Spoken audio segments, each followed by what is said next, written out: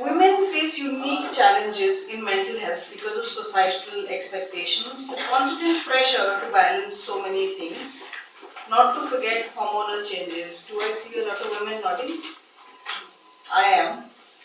Overall, women in India carry a disproportionate share of mental health disorders, particularly stress and anxiety.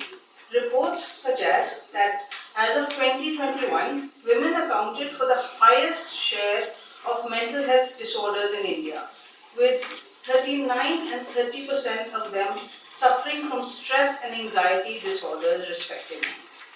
This significant mental health burden among women is compounded by limited access to mental health services and pervasive stigma, which often prevents women from seeking help. As we begin today's talk by our expert, Ms. Decency Rajput, on women and mental health. Ms. Decency Rajput is a consultant clinical psychologist at VIMHANS. She is an experienced professional who uses an eclectic mix of techniques with a humanistic approach to finding customized solutions to challenges presented.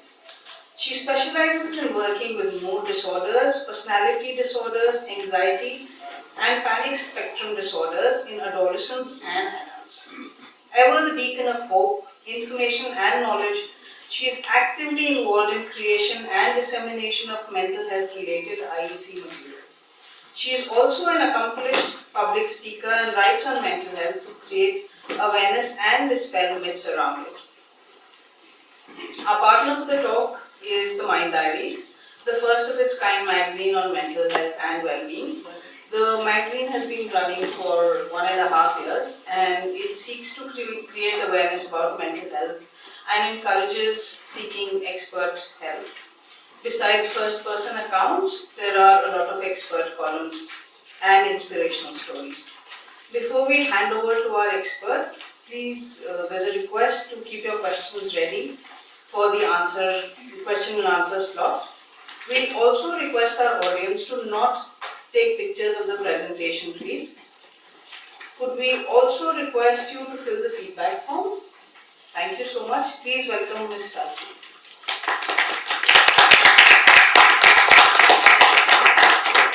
Thank you, ma'am, for the lovely introduction. It always makes me feel really weird. Anyway, I hope everybody's feeling good today. I see a lot of pink and I'm in pink and let's own that. Okay. So, today, welcome everyone. I am Decency Rajput, as ma'am said. I'm your guide today in this crucial conversation on women's mental health. So let's navigate this topic with a lot of openness and a lot of understanding. I am sure that I'll not be able to cover everything in this very short time, which is 1 hour, and women's mental health is a very, very big topic. But I would attempt to do so. Anything I leave out, you're very welcome to please ask in the question-answer round. Alright?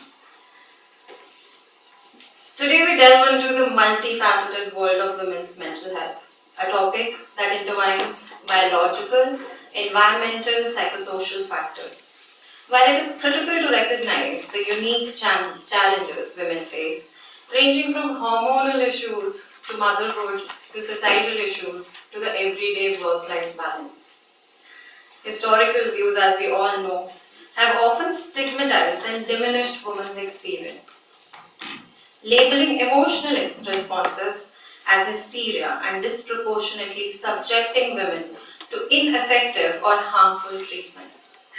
Today, as we understand more about the actual biological similarities between genders and recognize the pervasive impact of the societal stereotypes, we aim to foster a more nuanced approach to mental health and appreciate the individual without broad generalizations.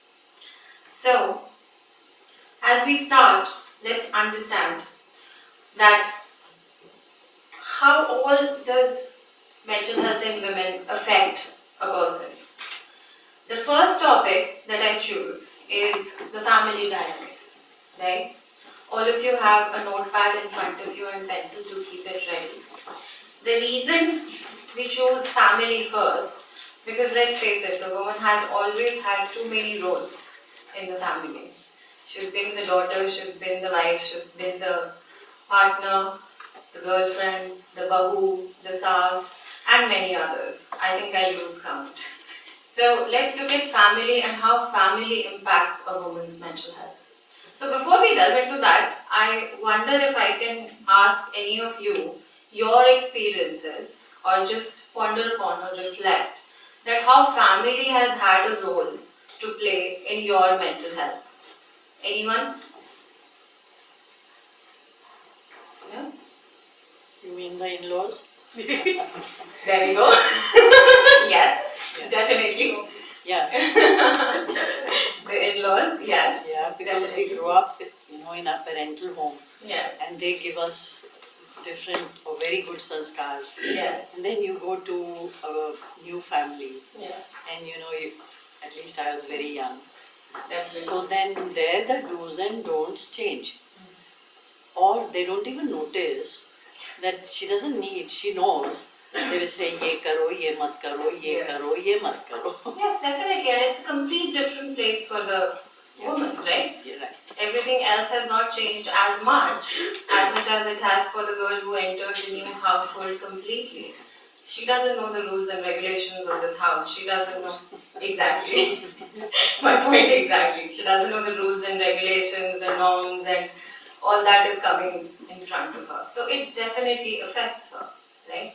Even when we look at a daughter and parallelly the son, it is always more affecting the girl over there, right?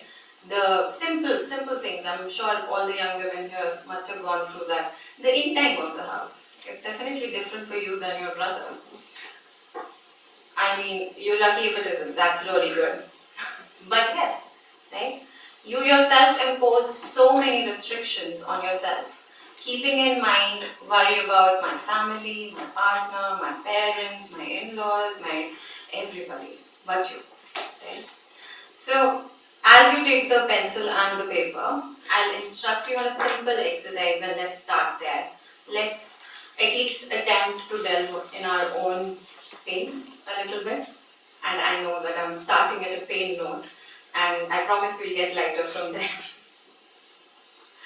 So, simply imagine the current situation or any other time that you want to imagine, and we are going to sculpt, right? When I say sculpture, we're going to explore the influence of family dynamics on the mental health that you have today, right? Through a personal reflecting exercise. Now, place yourself in the center as an image or object that represents you. Around you, place other family members. You can use symbols, objects, or you can use imaginary, maybe a tree, an animal, or whatever you want to represent people in your life around.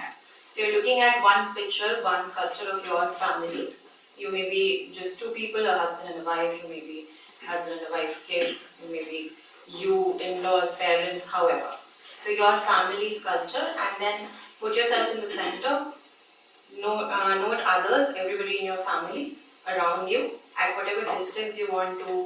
You can represent it with lines. So, for example, darker lines for the people you're very close to, staggered lines for the people you're not, other notations. And you can also write down what roles they play in your life and what are the roles you play in very bullet points. Right? Make sense? In your handout, there's a last paper on which there's an example of this exercise. I'll just show this to you. The last one. The one with the picture. Yes? This is one example so that it makes things more clear and easy. So, this is an example from another person who was trying to sculpt their family. So they represented their mother as a hyena who is standing aggressively. Like you can see in the picture, we've tried to embody the sculpture in a picture. I think I have it on my slide. Yes, here. And jellyfish, the father, the person who's passively floating, signifying a very emotional, unavailable stance. A young tree, the person who's growing.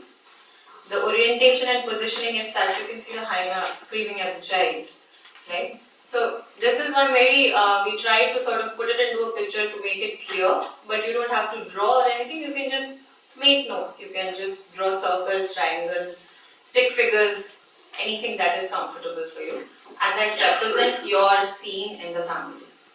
Any questions on this? Okay.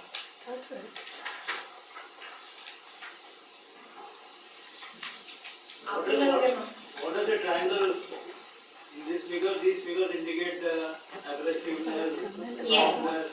Triangle, rectangle, what it will indicate? So I can't expect you to be master painters here in a very short time. So hence I'm asking you to draw whatever you feel like, be it triangle, square, circles, chair, table, however you feel like. It just should notify you or represent for you what it represents. So you know the best. So where do we draw? You have the notepad, you can use that. Yeah. Or on the back of the paper, there's quite some here.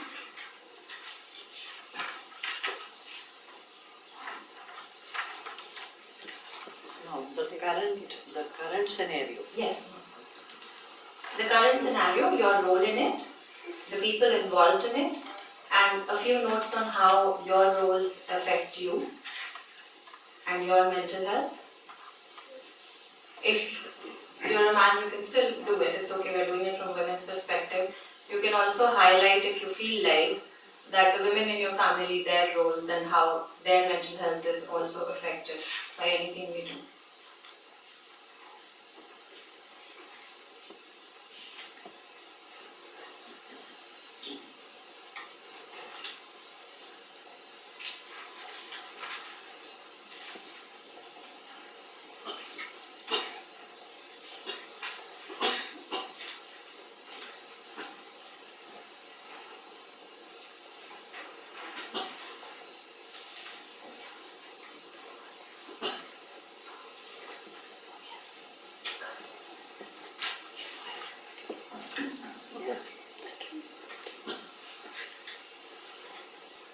Anybody, if you have any questions, you can ask me about this.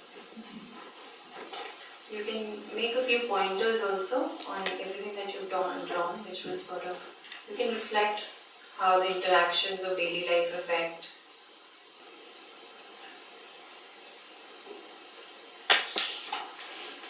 You can also notice the undercurrents of the relationships that are always in play in day-to-day life.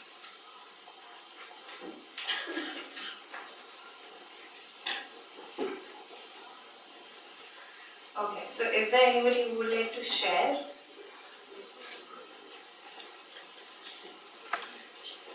It's okay, it's a safe space.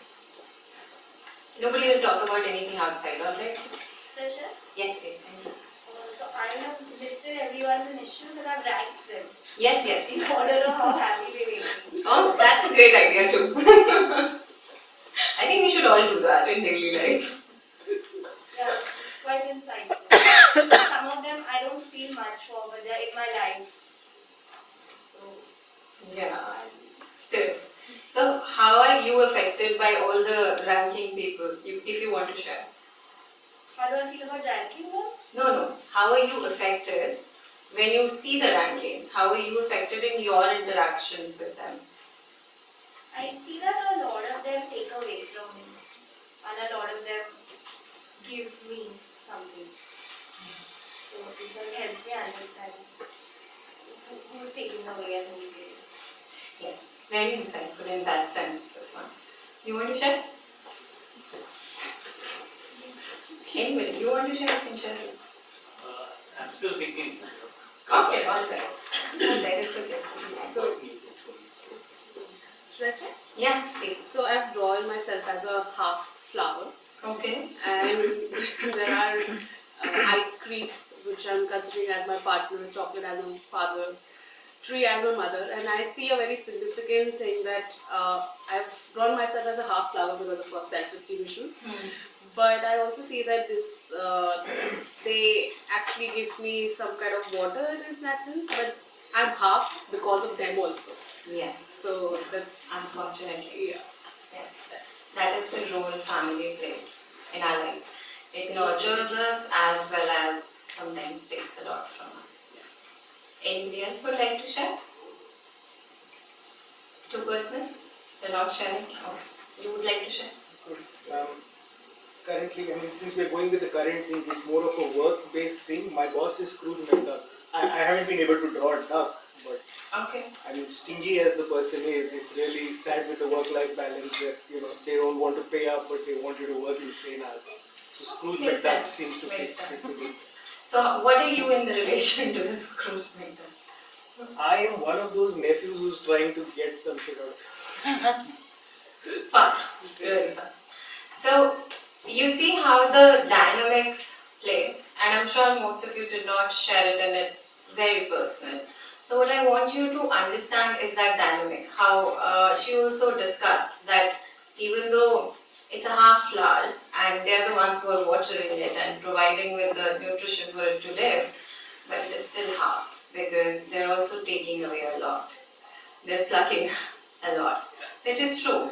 And which is unfortunately the story of a woman's life in their family many times. So I didn't want you to lecture on family, but I just wanted you to understand it by yourself, that what role you're playing and how much you're giving versus how much you're getting. So it's yours to reflect upon. I will not comment on that. Yes. I just want to add something here. Yeah. I don't want to share It's what all right, I went please through, add. but I want to add that it has given me a different perspective of how I look at my family and the people around me. Thank you for that. Thank you.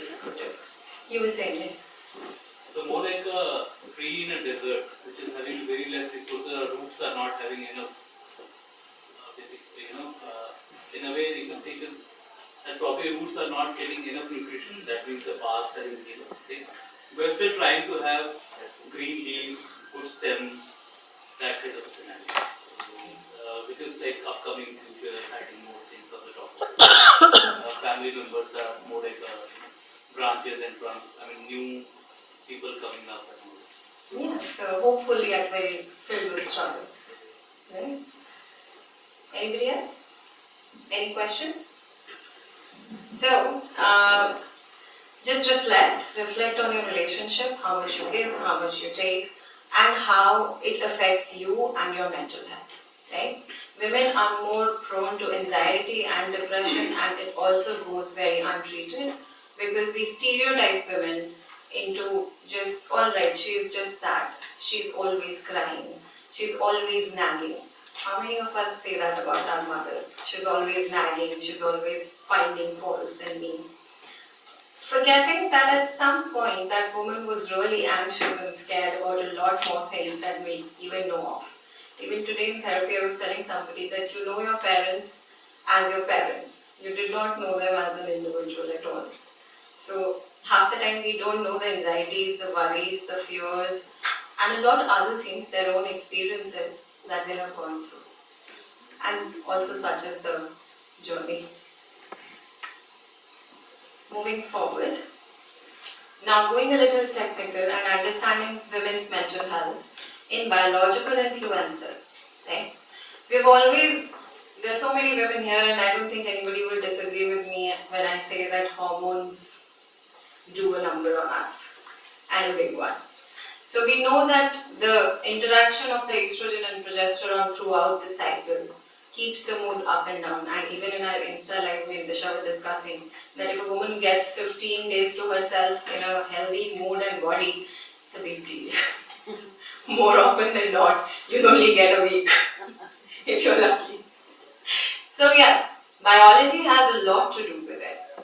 Even when we talk about motherhood, when we talk about things like PMDD, simply menstrual cramps, pain, and the whole cycle, right? From puberty to menopause, and later also, quite literally. So biology has done a number on us, and we often try to not look at it as seriously. I'm sure how many of us blame PMS for our bad mood. Oh, I'm just PMSing. We minimize it a lot, right? Forgetting that that is something that your body is telling you, and that is something that is really, really important. So many doctors do just misdiagnose PMDD as a lot of other things, even mood disorders. PMDD is many times misdiagnosed as mood disorders, recurrent depression, but it is just PMDD. And so even I'll share with you a story later after this on PMDD. The reason we are focusing on it is that it is very misdiagnosed, although it is very prevalent. At the same time, for 19 to 20% of women, it makes life really, really difficult. There is some research here, the college impact of PMDD. It affects perception and coping strategies in college girls, stressing the need for mental health interventions. The reason I quoted this research is because, let's face it, we don't take anything so seriously for ourselves until unless there are a lot of doctors saying it or researchers. There's also some research on medical students where they saw that it was significantly impairing in academic and social performances. How many of you working women actually take a menstrual break? Never. Somebody just asked me menstrual break kya hota hai. Case in point, right? Depression has been linked to PMDD. It has a strong correlation in suicidal ideations as well as severe anxiety episodes to the level of severe panic attacks and self-harm. Approximately 8% Indian women suffer from PMDD, indicating a critical need for specialized healthcare services. But still, we underdiagnose it, we blame it on the mood disorder, we blame it on the hysteria a woman is going through, maybe her mood is always bad, or she's always irritated, or it is that time of the month, without understanding that what are the implications of the same. I would like to share a story of somebody who was very open to share it on this forum. Her name is Sonal and she's a director. She says, I read a quote, PMDD is living in a body that fights to survive. When the minds want to die. I lived with that feeling since I was in school. I used to think self-loathing, suicidal thoughts, hating yourself, crying constantly in private, being angry and hateful, feeling less than the world is normal. And it is what I am supposed to feel like. Paranoid thoughts and self-deprecation was just a routine part of my life. It took a long time since my puberty, but one day I realized these feelings and other symptoms like bloating, endless sleep, loss of energy, munchies all night, different cravings, etc. would suddenly disappear for 10-14 days after I had had my period and then reappear 10 days before my period.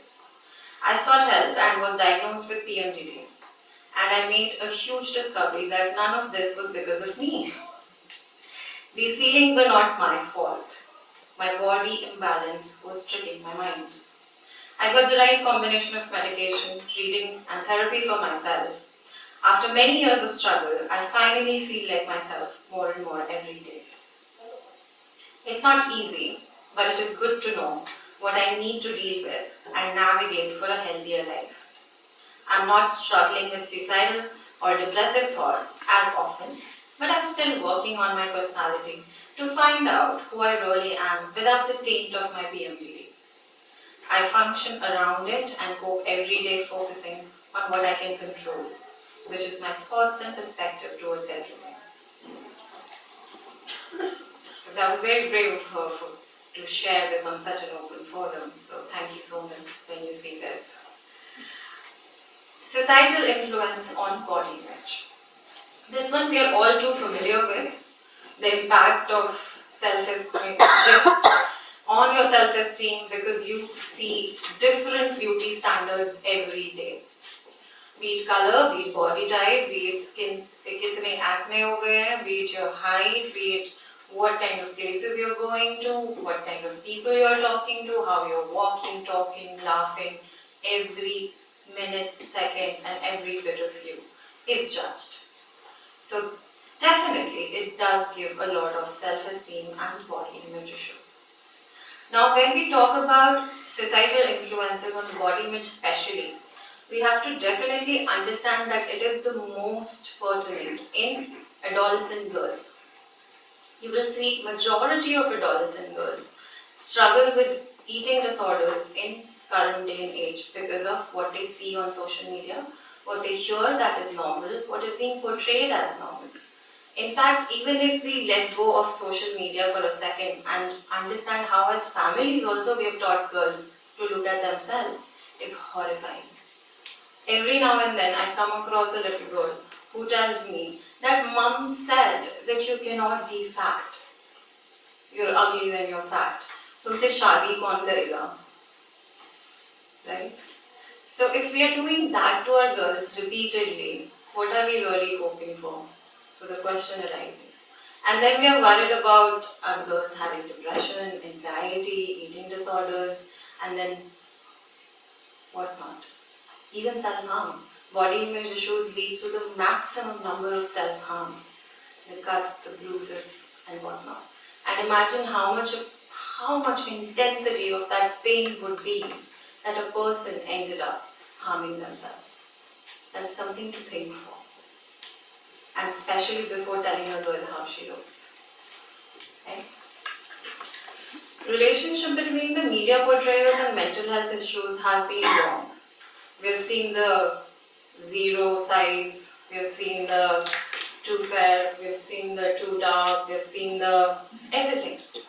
I mean, I was a dark girl in school and my classmates used to call me Chai Patti. Because I did not know what it meant, honestly. Later when I became an adult, I realized, oh, it meant that. It was a comment on that. And I hear that over and over again. And I hear young women choosing not to wear colors because it doesn't suit their skin according to the society. Then, oh no, wear beige because you're dark. Don't wear too bright. It doesn't go with your skin tone. Who the hell are you to comment in the first place? Sorry for my flowery language. But yes, right? It has been over and over known, understood, repeatedly told to us, and still we do it over and over again. To ourselves, to our sisters, to our younger ones, everybody. So let's take a breath and try not to. Let's take a vow not to judge a woman on her appearance, what she chooses to wear, how she looks, how deep is her neckline, what short skirt she's wearing, how thin she is, how thick she is, what hair she's wearing, what color nail paint she's wearing, who she's talking to. Let's just refrain from that. And let's let her look at herself as the beautiful self that she is.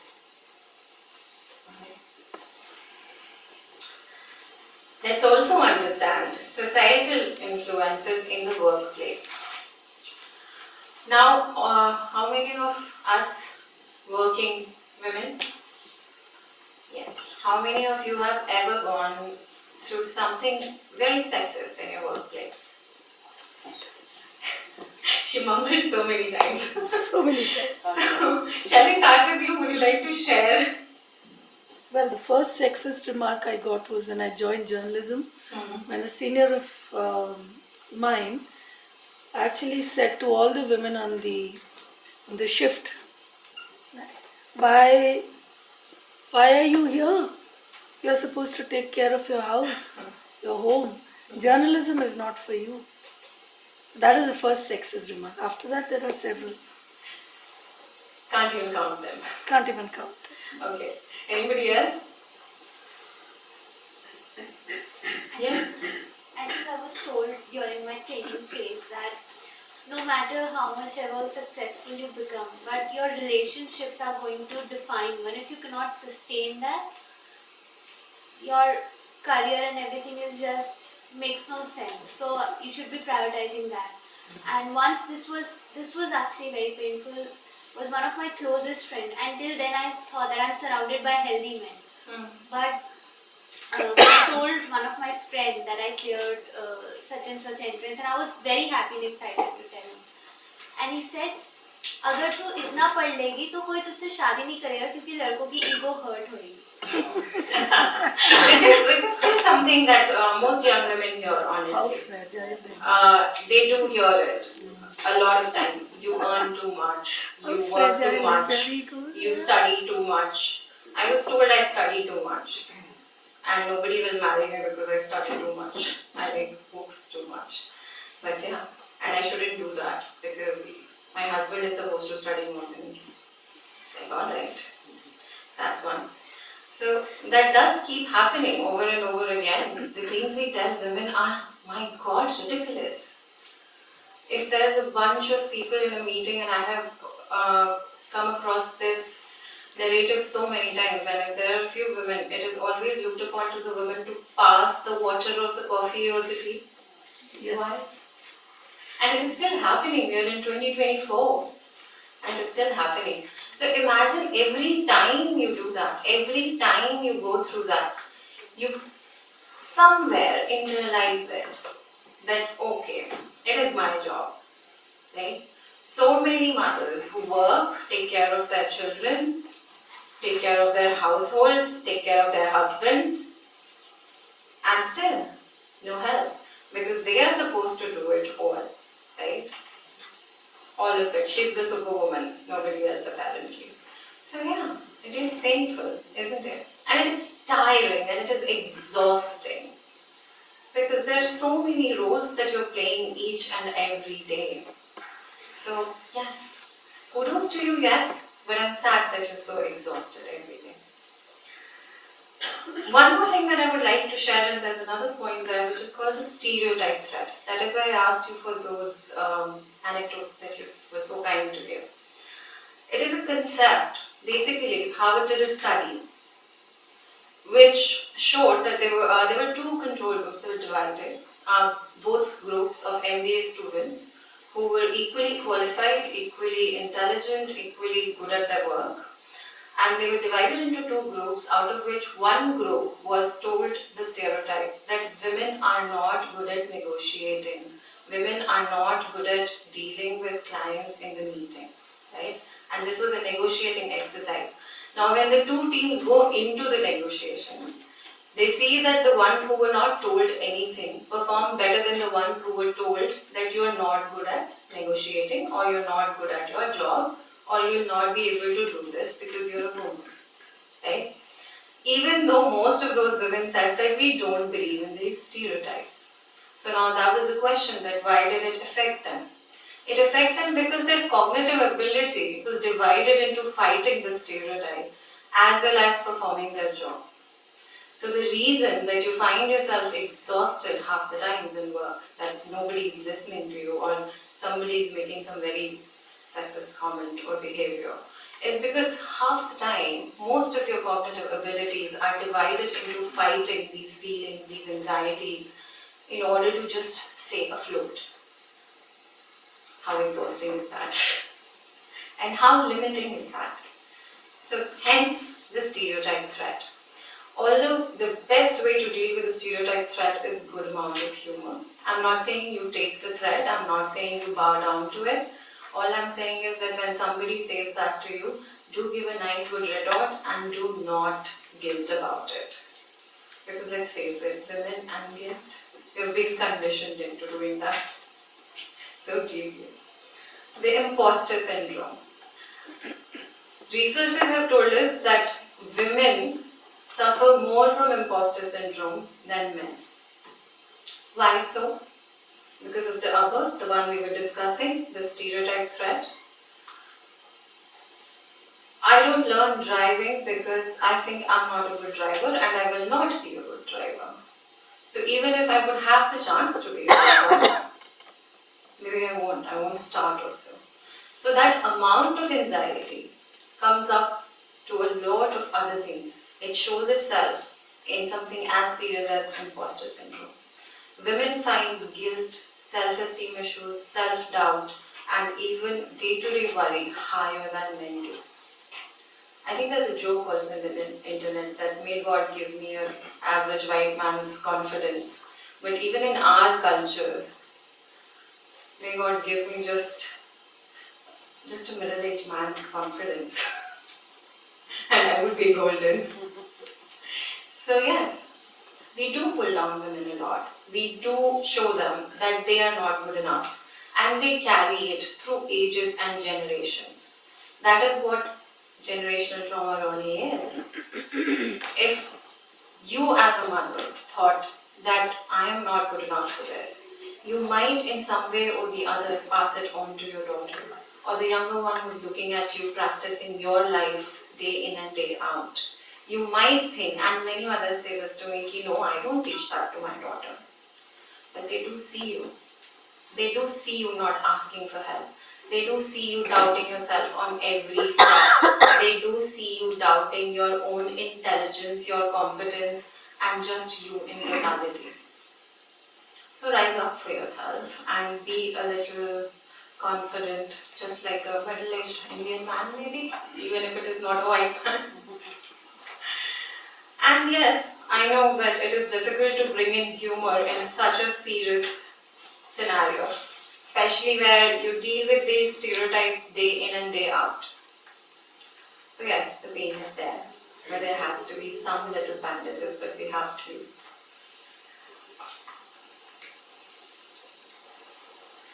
Now let's talk about social media support versus pressure. How many of you very active on Instagram or social media? Very active. Support versus pressure. Pressure? Okay. Support? Not at all. It is a cyclical, phenomenon that it happens.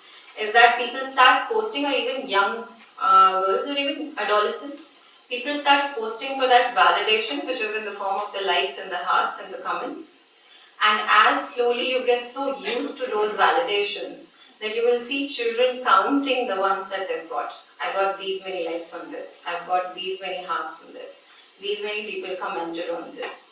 And that whole exercise becomes more about what feedback they are getting. And let's face it, internet can be really, really horrible place for especially women. So all women here would understand, especially if they're on social media, and the things they have to see and go through and hear. You will see these simple things a lot more. You will go on a comment section of something that is very simple. It's just a political post maybe, and some woman has commented something and the first thing she gets is a rape threat. It is so common that we've become desensitized to it, which should be. So yes, it has a very big impact. It does have some positive impact because at some point social media can be really great at spreading awareness. It can be supporting at times. I've seen that happen rarely, but yes, have to acknowledge. And it does have a very big negative impact. When you see the filter photos, when you see the made up faces all the time, you are going to definitely doubt the one beautiful face that you do have. And look at it in the mirror and say something really nasty at times because you thought that why don't I look like that filter photocopy? I don't know, all that brushed up photos. So yes, it does have a very huge impact on your self-esteem. I'm very used to giving homeworks in therapy, so can I give you one while I'm talking about this? Because it doesn't bypass me how much of a bad effect this has on people. How about any of you who want to, when you go home, create a jar in which you put tiny, tiny slips over which there are things that you love about you, your body, your behavior, your personality, and just keep collecting them. If you find yourself that you cannot put many, then ask your good friends, the ones who give, not the ones who only take. Okay? You can ask them for the compliments and keep that jar. Be it about your face, your hair, your body, the way you speak, the way you talk, the way you dress, whatever. Maybe your eyeliner is always fabulous. You can add that too. Everything. Like the tiniest, the better. So you do that if you're interested, and that's it. Keep it for the day that you're not feeling so good with yourself. Moving forward, the forced norms. How many women here are unmarried but in the so-called marriageable age or have been recently married? Alright. How many of you had to go through the cycle of ab bahut der ho gayi hai, shaadi kar leni chahiye? Yes? How traumatizing is it? I would like to hear from you guys.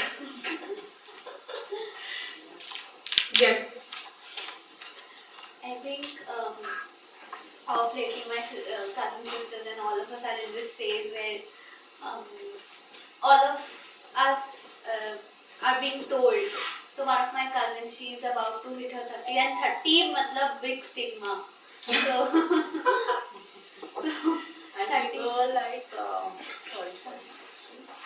तुम बुद्धि हो जाओगी जल्दी शादी करेगा कोई ढंग का लड़का नहीं नहीं मिलेगा. मिलेगा वरना कोई मतलब बुढ़ा सा All the good ones will be gone, as if you went fishing not to get married. Yeah, you say. All of us are being told, and wherever any relative and all just catches us, so they're like, "Jaldi karo." Then eventually, like ma'am pointed out, like you won't find any good match and all. So what happens is that okay, we can reason it out, but our parents, like we are seeing the impact it has on parents. They are constantly worried, and they like one of my relative, very close relative, who are quite elderly, so they got really anxious for their daughter, which was somewhere like I felt that the other party should have been sensitized enough that you're like torturing the daughter as well as the entire family all in once. Yeah. So we could reason out as a young generation, but for them to go through this and put them through that anxiety. Now even though we are trying to explain them, but they come from this place that relatives क्या बोलेंगे, लोग क्या बोलेंगे, society में हम fit in नहीं Society करते। क्या बोलेगी? It is your time to get married and for us to be done with the work and our duties, because apparently a girl is a task. So yes, I can be quite angry about that subject because I see so many young women, and majority of their anxieties is coming from their families just pressurizing them into looking a certain way, presenting a certain way, just so that they can be married off, and just so that all the good ones are not gone and they're not too old to get married. So yes, it presents a unique challenge that we don't talk about enough, and I think it is our prerogative as researchers to actually look into it, because even though in therapy rooms we do joke about it that all women should have support groups, especially the ones who are going through this traumatic experience of you should have been married yesterday, which is pretty traumatizing. And leave alone the whole idea of how it is portrayed to a woman that she is not the one choosing the partner, or it is the family who is doing all the screening and everything. So, of course, that is worrisome. It's like train चली जाएगी और कभी वापस नहीं आएगी, मतलब अभी चढ़ो वरना चांस नहीं है. Exactly. And God forbid a guy rejects you. My God, it is all your fault if he does that. According to them. It's not actually. It is never your fault. Childbearing. Apparently, it is not a choice of a woman to bear a child or not to bear a child, even though she's the one with all the goods for it. So, I always say that the only choice, the choice only belongs to the woman in the relationship, and I'm sure that most of you would disagree with me. It is because if she doesn't want to bear a child, she doesn't want to bear a child. And the discussion ends, right? But none of us actually believe in that concept, because we don't believe in the concept of women owning their body, do we? We don't believe wholeheartedly in consent till now. So I'm asking for childbirth rights and choice. It's a far-fetched option. But still, we as women don't realize that it is our choice, and it's a tough one, yes, but it is your choice. It is your choice if you want to bring another life into the world. It is your body who's going to go through all that trauma, quite literally. You're the one who will end up being the primary caregiver nonetheless. You are the default caregiver. So it is your choice, and don't let anybody tell you otherwise. Especially anybody who says, no, it's not your choice. Or no, how can you decide? We made children, you're supposed to make them too. No, it's your choice. You can take a stance, you can reflect, you see what you want and choose. It's a difficult one, but still. The default caregiver. I don't think I need to expand too much on that. I don't know any woman who's not a caregiver to at least somebody. I mean, the mother is the caregiver to everybody in the house. The wife is the caregiver at least to the husband or the in-laws. The daughter is definitely a caregiver to her parents at all times. She's always the default caregiver. In a room, you will see if there's a man and a woman and you have to talk about caregiving, you're automatically going to just bend towards the woman and you start talking to her, right? Because you know that she's the one who's paying attention. You know she's the one who becomes the default caregiver. Even when motherhood is concerned, how many times do we actually see equal partnership in raising a child? We don't, right? When a woman asks for that partnership, she's often told that it is enough that the other person is earning. At times that woman herself is also, and even if she isn't, she's making your house, she's taking care of your children, what else? She deserves the help. She doesn't deserve to be exhausted 24/7. So it is simply that role that has fallen onto the shoulders of a woman, that the woman carries without even knowing that she's carrying it for so long. You carry that burden for your parents, to your in-laws, to your husband, to your children. And in that whole journey, how many of us do we really remember ourselves? How many times you very, very strong women have gotten up from bed where you're in a terrible shape for another person who just said they needed something. But you didn't think once that your body is not allowing it. You did not think once that maybe your mood is not so good today. Maybe you cannot handle it today. Maybe you can't cook today. Maybe you can't go to work today. Maybe you can't take care of the child today. And you need somebody else to step in. So all strong women carrying the strong woman burden and not flinching. I'll clap for you, but do ask for help. It's great. Because you deserve the help. And if somebody says no and hurts you, you deserve to say that it hurt you and you deserve the help. How many of you have seen your mothers? There's this very simple thing I've noticed, especially with my own mother, that when there is nobody at home, she doesn't cook at all. And mind you, she's a teacher, you know. She will not cook. And when I'll ask her, why aren't you cooking something? So she'll tell me, I'm alone, no? Fridge mein sick, I'll eat something. Do you see the gravity of that notion? I am secondary to everything and everybody. I am always so exhausted that even if I have to let go of cooking for myself, it's okay. Because I couldn't say no to anybody else. So hence the woman is the default caregiver. It's always the woman who ends up being the default caregiver. Until unless it is deliberately has come into the laps of a man. It has always been such in our culture, and we teach it further simply like that. How many times have you told your daughters, your friends, your sisters that no, you gotta ask for help. You deserve the help. Don't take a no for the answer. Ki no, I can't do this because I have meeting, I have to meet this person. I cannot do this because I'm not feeling too good. Mujhe to bahut gussa aa raha hai, you only take care of this. Right? Because you deserve it, right? You also deserve the space to say the same. I cannot do this today. I'm too tired. I don't even want to cook for myself.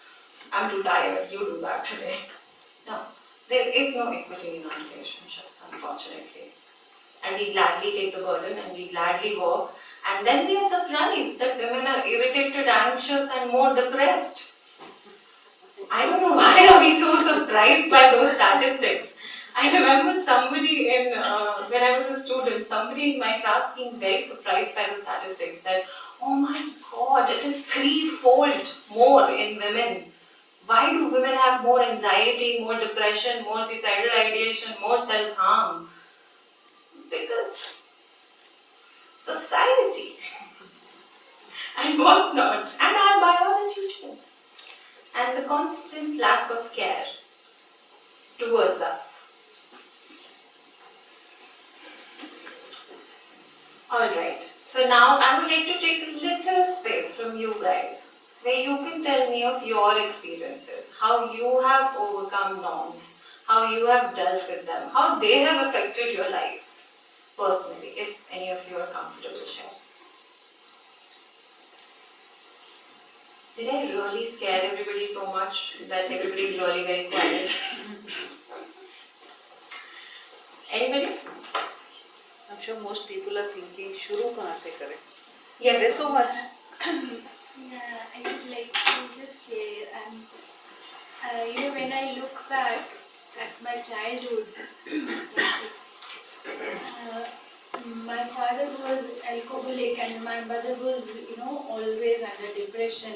Yes. So I had that childhood, where I used to think that how can my father stop drinking?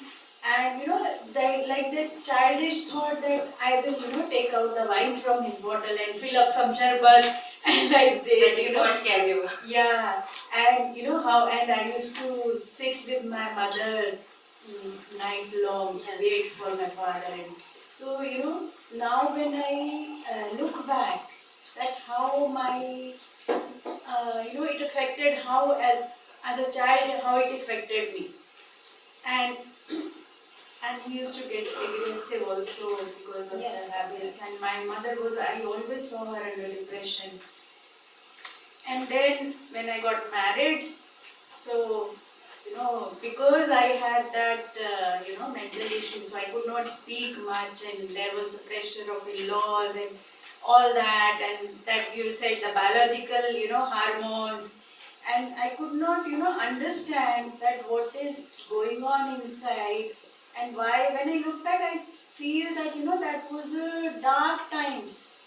Like I had no light, and there was no mental health concept that time. Nobody will understand. But now when I have reached at this stage that that hormones part has gone, and I see that what the life is, then now I speak for myself. What you are saying, now I speak for myself, and I have raised my daughters like that they speak for themselves. What you said, yes. What you said, that I pledge that I will not pass this on to my daughters.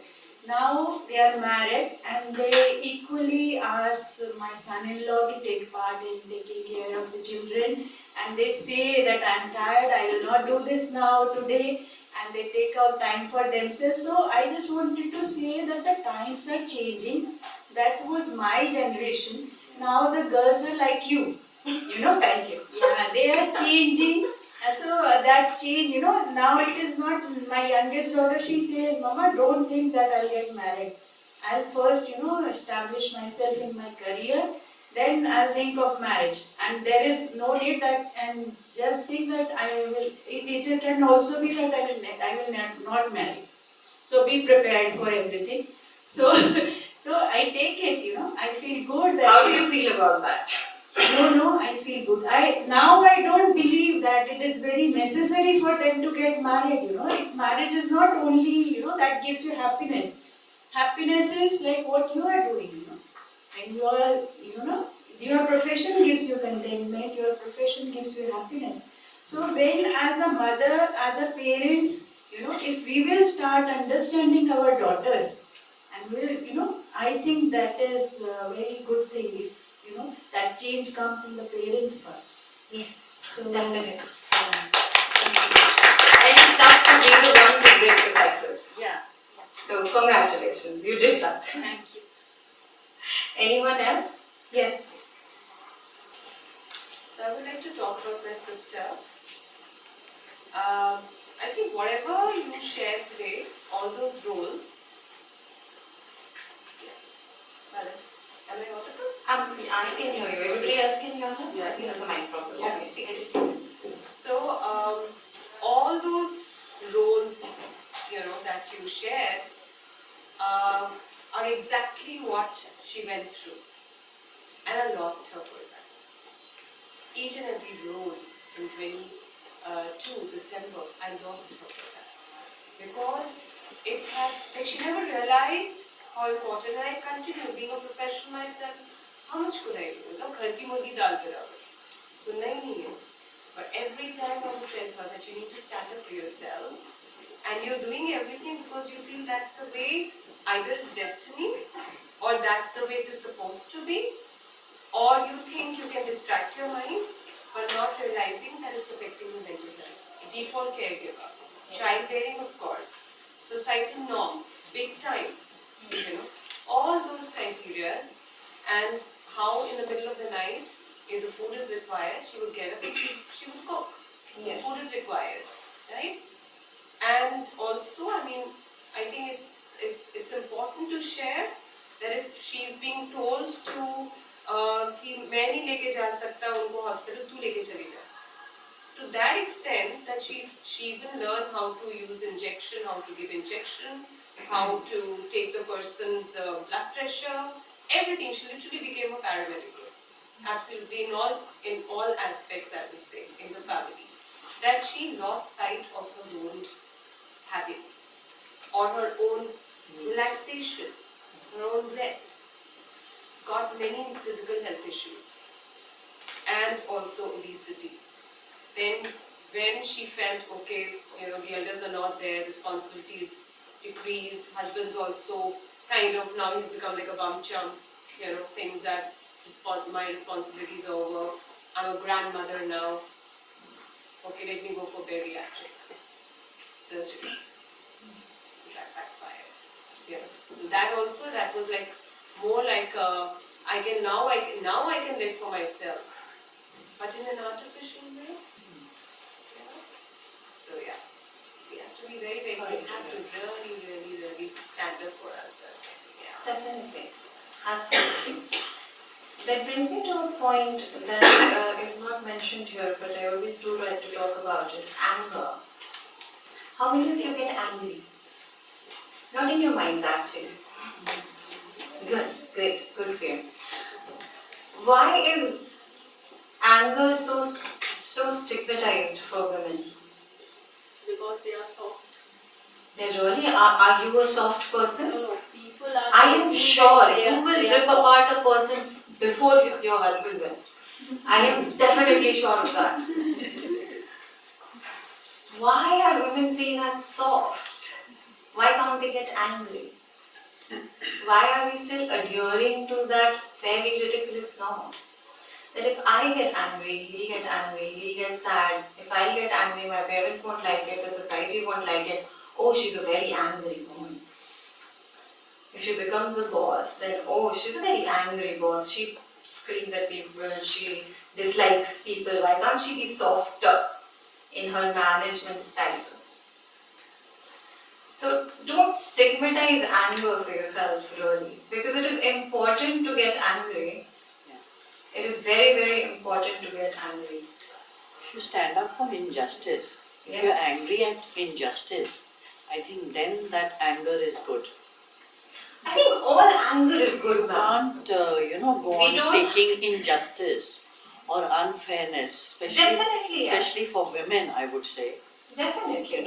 If you keep accepting that, at least you should know the difference between right and wrong, good and bad, and We're stand. still boxing her, aren't we? Yeah. Even if we're saying that you can only get angry on the right things. So can she get only angry when somebody sexually harasses her? Can she get only angry when somebody tries to beat her? It is a normal topic, sexual harassment, it's okay.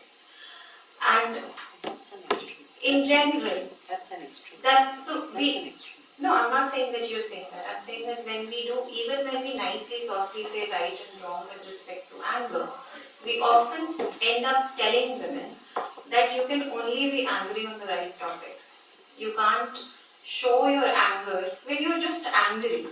You might be angry at your boss, for heaven's sake. You might be angry at your mother-in-law or sometimes your own parents for not letting you be yourself, for not letting you get that haircut you wanted, or getting that haircut that you wanted, or just not letting you get out in the evenings, or your husband for not just being there or helping. You can get angry on that, and it is okay. It is not only your duty to carry the relationship forward, to carry the caregiving forward, to carry everything forward.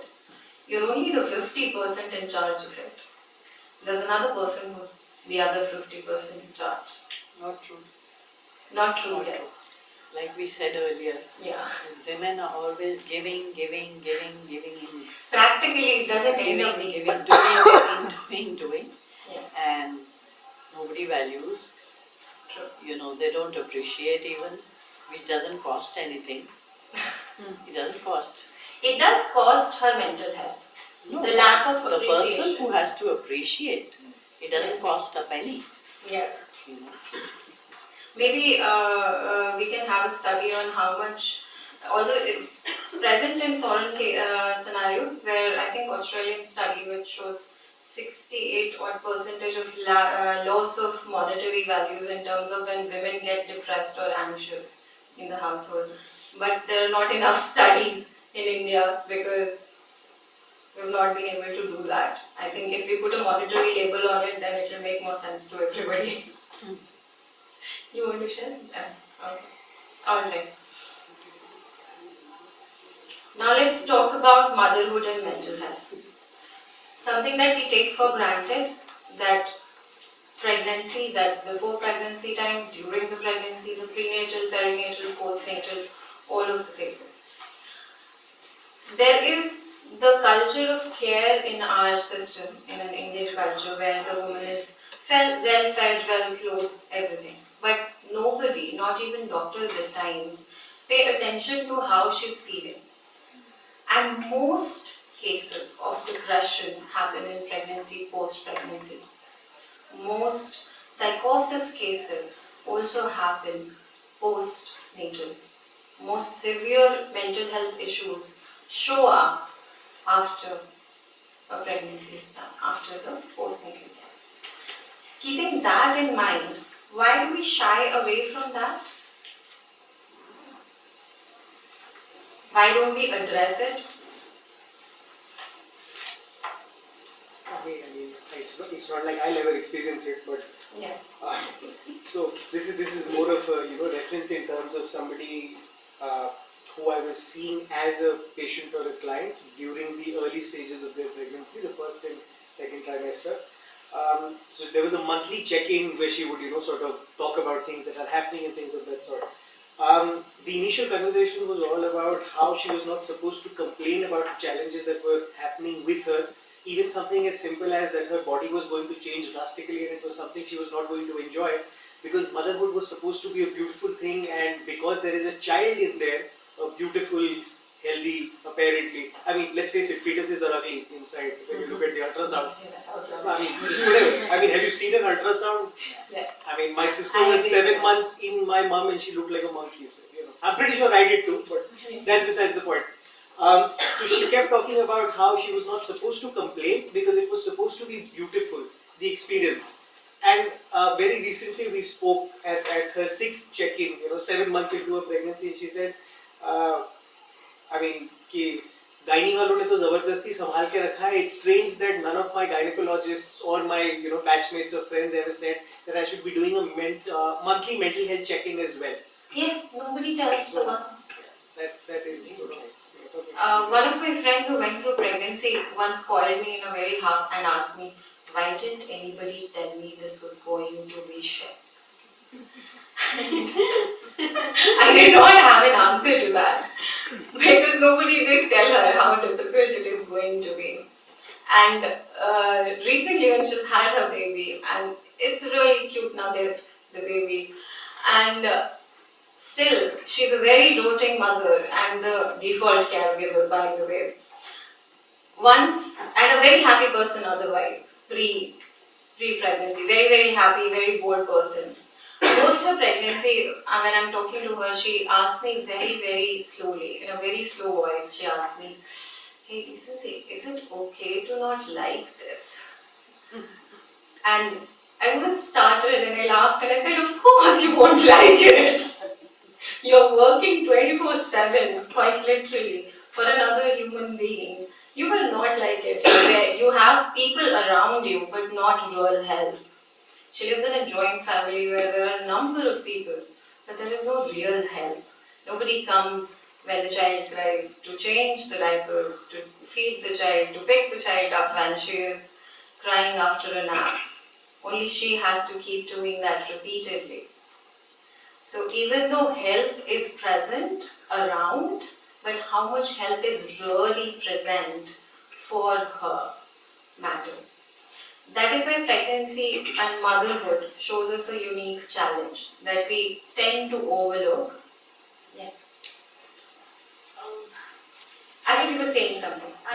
So this happened to me by default and it just struck me that I should share. Yeah.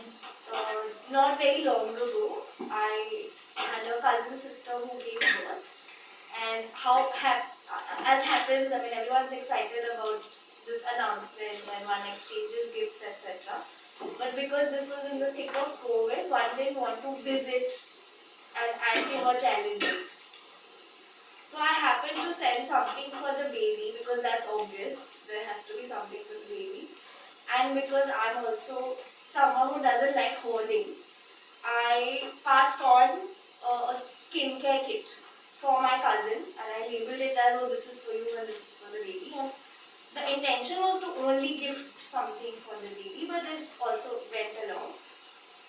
The package was received. I got notified that it's already in use and they have loved it, and I also got that validation that in my limited information of what baby gifts should be, I probably made the right choice.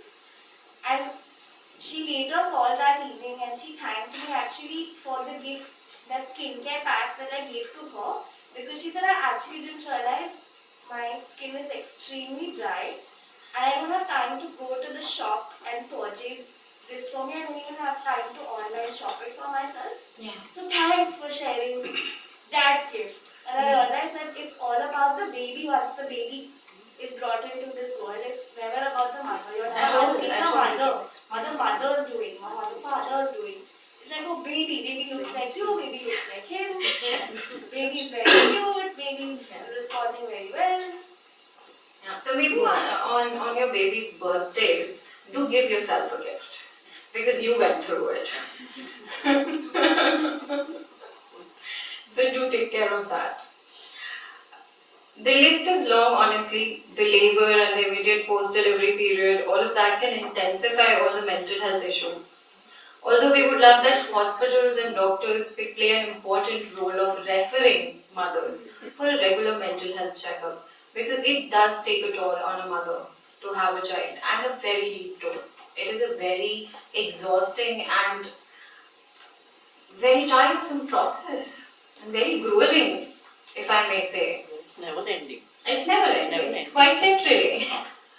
So, do make sure that people who you know or the women you know, if nothing else, you can pass on that word to the ones who are going through that journey, that including their doctors, their gynacs and all those checkups, those physical checkups, they can also give some time to their mental health and how they are doing. Which would be great. I have a story to share. So my gynac referred me to a mental health expert. That's great. And it wasn't actually so great. The mental health expert happened to be a man, and he told me, don't you think you're overreacting? You need to adjust in the family. On behalf of all the mental health experts, I apologize. I'm sorry for your experience. Yeah, that was terrible. Yeah. That was really, really terrible. Yes. But that happens very often, honestly. It happens to women in their households all the time. When they're going through pain, when they're in their menstrual cramps, every time, all the time. How many times can you say in your household, hey, I'm not up for this. I'm not feeling okay. Get me a bag of hot water so that I can just rest a moment. You don't take that chance also, because you have been so conditioned in either hiding your pain or just battling through it alone. Absolutely. So, as women also, it becomes that we have been enabling a little to the society, you know. It's okay if you don't look at my pain. It's alright if you treat me like this. It's not. Absolutely not. that becomes very, very important. We know that all mental health issues become very, very important in terms of pregnancy because of the hormonal change and the fluctuations that is happening in the woman's body, which can quite literally trigger any risk factor mental health issue, leave alone the postpartum depression and anxiety and panic attacks and innumerable issues, even psychosis, OCD, very, very common right after the birth of the child. And all that everybody, like she shared, is caring about is how the child is doing, how the child is looking, and what the mother is going through and how she is feeling. We quite literally as society forget very, very easily. Let's pledge not to do that.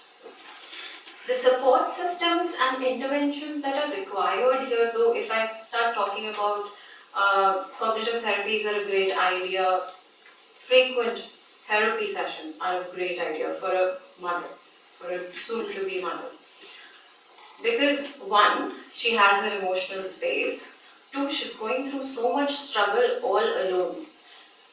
People who've given birth, you know that I don't think anybody can explain it in words quite well, the intensity of the experience that you go through, right? And the toll it takes on your body forever.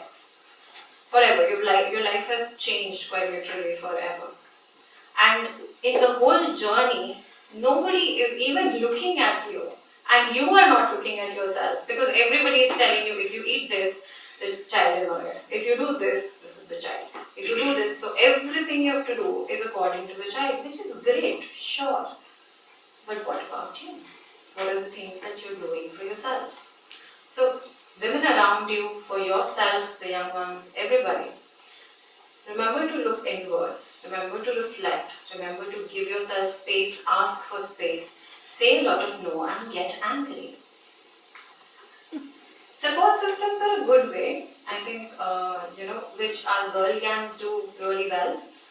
And we appreciate girl gangs. They're the biggest support systems. But then also support therapies, simply like group therapies, where postnatal care with regards to even your postpartum depression, OCD. So because it becomes a little community oriented, you don't feel so alone in that journey. Hence the support system type of groups and therapies work really well in these cases. I can rant about mindfulness and therapy and support networks and something that is very simple with regards to mindfulness, which we call a box breathing, right?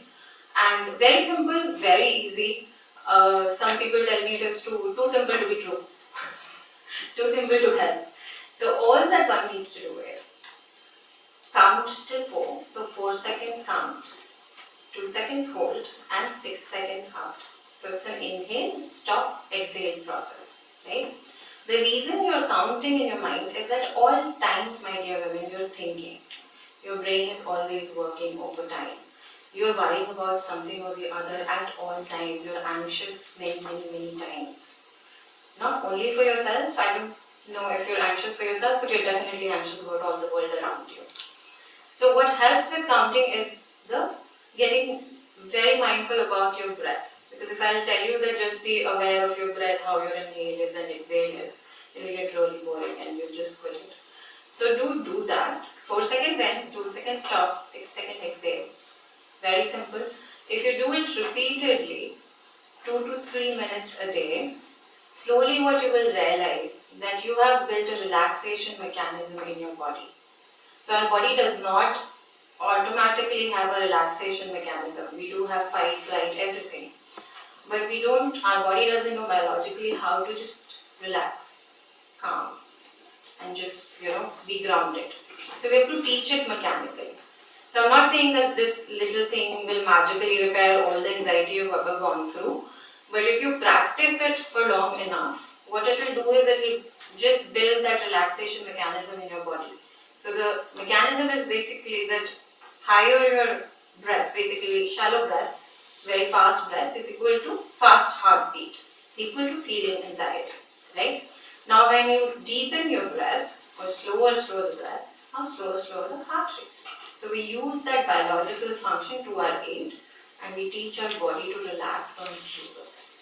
So the more you do it, the more you build practice, slowly it will start coming in use. First time करोगे तो नहीं use होगा definitely. Panic में सिर्फ breathing नहीं use होगा, it will never use. But if you practice it long enough and the mechanism is there, it will definitely be useful. Now, last but not the least, complex trauma in women. I refrain from using PTSD in women because women go through a lot more consistent trauma than just one-time trauma exposure. Right? So PTSD is something that is a one-time trauma exposure, say an accident, something that one incident that has affected you terribly, has been very difficult. That is PTSD. The symptoms because of it. When trauma happens repeatedly, over and over again through your life, that is complex trauma, right?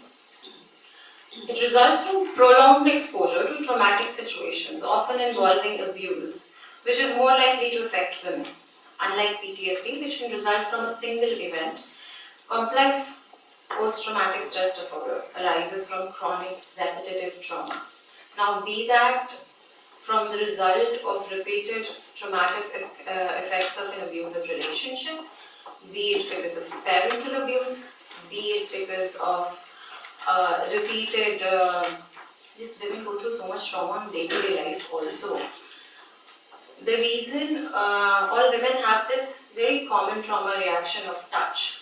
If you touch a woman without her knowing, she's going to react. It's because repeatedly she has gone through some way or the other, has gone through some sexual assault, one way or the other, little bit or the other, some harassment, some catcalling, some bad touch. That is what ends up staying in the body because trauma does stay in your body. So those tiny trauma reactions that you end up having are also coming from all that you have endured. So, which is very, very important. So, we'll still talk about it a little more. Now, when we talk about complex trauma, it might look as a lot of anxiety. If you look at it as physical experiences, you might experience it as repetitive panic attacks, you might experience it as gastric issues, you might experience it as body pain, your back, your shoulders, severe headaches, difficulties in just simply moving out, social anxiety, meeting new people. It might come out in many, many ways. It can also lead to severe depression and sometimes even psychotic break. It can also lead to psychosis because of the severity of repeated trauma. Now, when we talk about the psychological factors, there is a repetitive thought process which is very, very intrusive, which is very, very anxiety provoking. You can see very low mood or mood swings that we call it, right? Sometimes the mood is fine, sometimes the mood is really terrible without any so-called reason, right? So families generally say that, oh, पता नहीं क्यों इतना गुस्सा करती है, पता नहीं क्यों इतना startle करती है, पता नहीं क्यों उसको नींद नहीं आती है, उसका तो blood pressure ही बढ़ा रहता है. But what you will find is that this person has a very high baseline anxiety, possibly because of severe complex trauma. Okay? Now, many times it comes into light because bodily effects have been too much. The gastric issues have been too much, the body pains have been too much, and it might have led to a severe depressive or severe anxiety episode, which leads the complex trauma to be coming in light in mental health. Thank you so much for listening and participating and just being here in the time. Thank you so much.